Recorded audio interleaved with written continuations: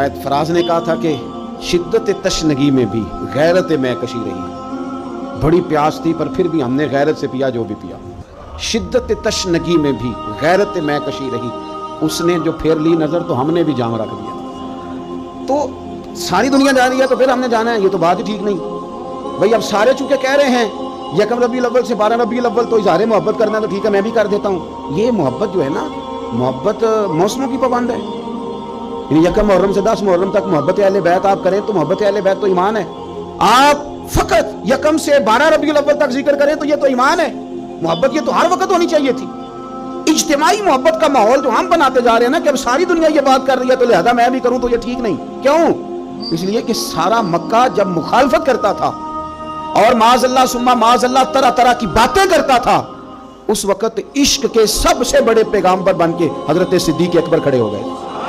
उन्हें बताया